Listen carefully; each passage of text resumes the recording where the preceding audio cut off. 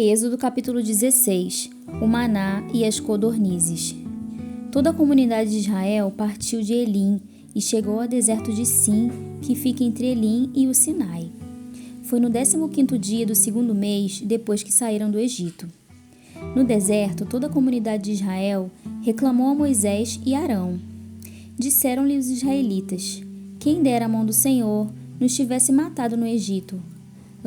Lá, nós sentávamos ao redor das panelas de carne e comíamos pão à vontade. Mas vocês nos trouxeram a este deserto para fazer morrer de fome toda esta multidão. Disse, porém, o Senhor a Moisés: eu lhes farei chover pão do céu. O povo sairá e recolherá diariamente a porção necessária para aquele dia. Com isso os porei à prova para ver se seguem ou não as minhas instruções. No 6º dia trarão para ser preparado o dobro do que recolhem nos outros dias. Assim Moisés e Arão disseram a todos os israelitas: ao entardecer, vocês saberão que foi o Senhor que os tirou do Egito, e amanhã cedo verão a glória do Senhor, porque o Senhor ouviu a queixa de vocês contra ele. Quem somos nós para que vocês reclamem a nós? Disse ainda Moisés: o Senhor lhes dará carne para comer ao entardecer e pão à vontade pela manhã, porque ele ouviu as suas queixas contra ele. Quem somos nós? Vocês não estão reclamando de nós, mas do Senhor. Disse Moisés a Arão: diga a toda a comunidade de Israel que se apresente ao Senhor, pois ele ouviu as suas queixas. Enquanto Arão falava a toda a comunidade, todos olharam em direção ao deserto, e a glória do Senhor apareceu na nuvem. E o Senhor disse a Moisés: ouvi as queixas dos israelitas.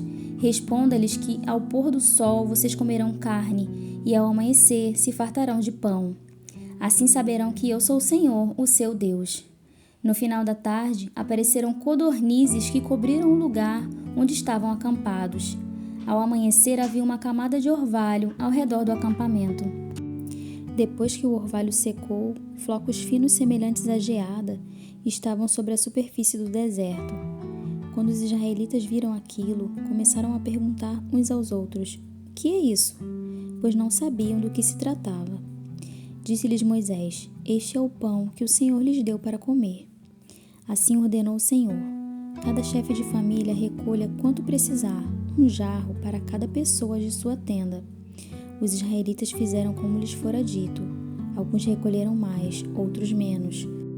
Quando mediram com o jarro, quem tinha recolhido muito não teve demais, e não faltou quem tinha recolhido pouco. Cada um recolheu quanto precisava. Ninguém deve guardar nada para a manhã seguinte, ordenou-lhe Moisés. Todavia, alguns deles não deram atenção a Moisés e guardaram um pouco até a manhã seguinte. Mas aquilo criou bicho e começou a cheirar mal. Por isso Moisés irou-se contra eles. Cada manhã, todos recolhiam quanto precisavam, pois quando o sol esquentava, aquilo se derretia. No 6º dia, recolheram o dobro, 2 jarros para cada pessoa. E os líderes da comunidade foram contar isso a Moisés, que lhes explicou: foi isto que o Senhor ordenou. Amanhã será dia de descanso, sábado consagrado ao Senhor. Assem e cozinhem o que quiserem, guardem o que sobrar até a manhã seguinte. E eles o guardaram até a manhã seguinte, como Moisés tinha ordenado. E não cheirou mal, nem criou bicho. Comam-no hoje, disse Moisés, pois hoje é o sábado do Senhor. Hoje vocês não encontrarão no terreno. Durante 6 dias vocês podem recolhê-lo, mas no 7º dia, o sábado, não acharão. Apesar disso, alguns deles saíram no 7º dia para recolhê-lo, mas não encontraram nada.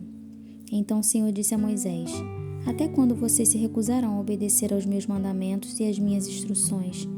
Vejam que o Senhor lhes deu o sábado, e por isso, no 6º dia, ele lhes dá pão para 2 dias.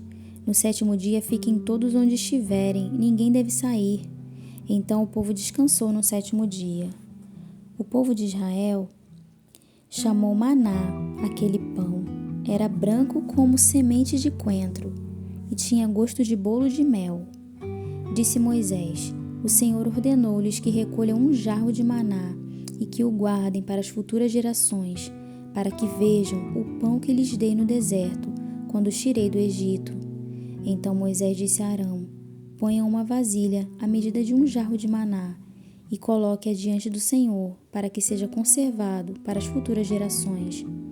Em obediência ao que o Senhor tinha ordenado a Moisés, Arão colocou o maná junto às tábuas da aliança, para ali ser guardado.